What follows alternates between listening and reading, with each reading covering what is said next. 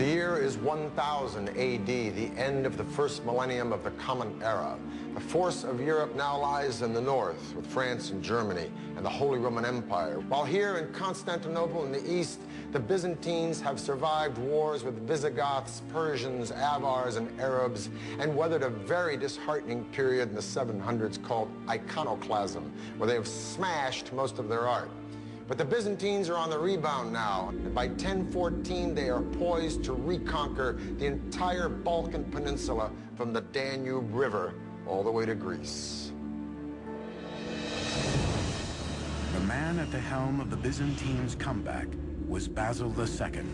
A man of the people, Basil was the most brilliant military mind the Byzantines ever produced. He was an emperor that did not sit back and enjoy the luxuries of the palace. He went out campaigning every season, leading the Byzantine armies against the foes. He was seen to be a soldier's emperor.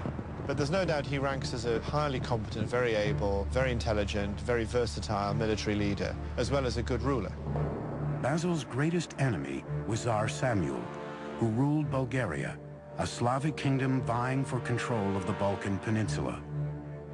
In 986, a decade into his reign, Basil suffered a devastating defeat at the hands of Samuel's army. The first time he marched north, he was only 18, I think. He might have been a bit younger. And he walked into an ambush, basically. Humiliated, Basil swore revenge on the Bulgarian nation. That revenge would take a quarter century to unfold. In the meantime, his defeat emboldened his Byzantine rivals. After crushing a series of revolts within his empire, Basil turned his attentions outward to restoring lost imperial lands. Determined to regain Byzantine's glory, he had ordered his engineers to design a new model of a deadly siege weapon, the trebuchet. The trebuchet's design was based on simple principles. Using ropes, operators cocked a wooden arm outfitted with a sling and stone. The front and sides of the wooden frame were covered in fresh animal skins to protect it from flaming arrows. You'd have your axle and your pivoting sling because of the disparity between the short end on one side of the axle and the long end on the other. You'd maximize the velocity in the swing, so you could throw substantial weights considerable distances. But Basil II did nothing by half measures. The trebuchet his engineers designed could hurl stones weighing more than 400 pounds and took a staggering force to operate, 400 men. With the world's finest troops and largest siege craft, the Byzantine army was unstoppable. And after years on the battlefield, Basil had developed a creed of ferocity and discipline among his men. He has a reputation of being harsh but fair, and of course, if the soldiers believe in their leader, they'll fight better and more effectively. He forbade anyone from breaking ranks and lectured them on the need for readiness at all times. His force could move with lightning speed across all types of terrain. Finally, in the year 1001, Basil decided it was time to head back to Bulgaria and clean up unfinished business. He then turns his attention back to Bulgaria and spends the next 15 years basically solidly campaigning year on year on year, gradually destroying the Bulgars' infrastructure, ravaging the countryside, destroying the economy.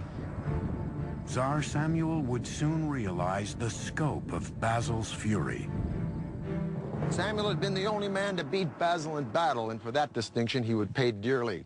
On July 29th in the year 1014, Basil launched a surprise attack, conquering the Bulgarian army, capturing 14,000 men. His revenge would be brutal. He blinded all of them, leaving every 100th man with one eye to lead the rest back to Bulgaria. When Samuel saw his ragged and mutilated army, he collapsed, and 2 days later he died. It's one thing to execute all of these people. It's another thing to send them back to the country where their countrymen in some ways have to take care of all these people. So they become a kind of permanent liability to the society. The cruel victory earned the emperor control of the Balkans and the moniker Basil the Bulgar Slayer.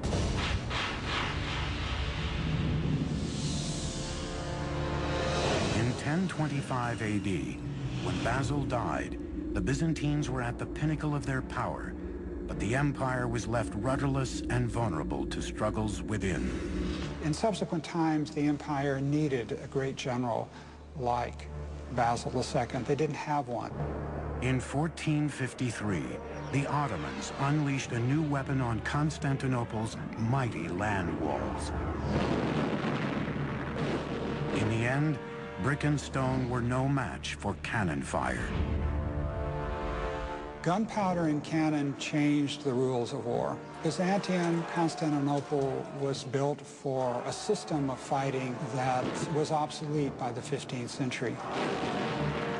After 1,100 years, Constantinople's fortified walls were finally breached.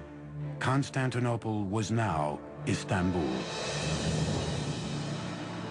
The Byzantine Empire had ended, but its innovation and engineering feats stand today as a testament to the magnificent civilization, one that borrowed from Rome's chapter in the Book of Great Empires, and then added its own.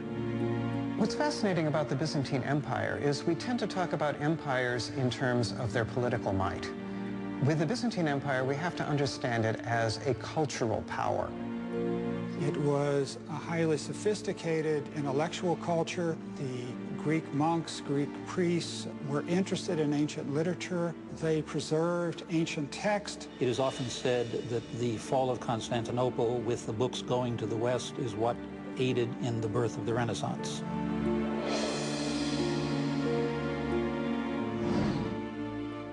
Constantinople had built magnificently. It catapulted Christianity into the world. They'd shaped the Western world's laws. They preserved the heritage of knowledge from antiquity. But the Byzantine Empire was gone for good. For the History Channel, I'm Peter Weller.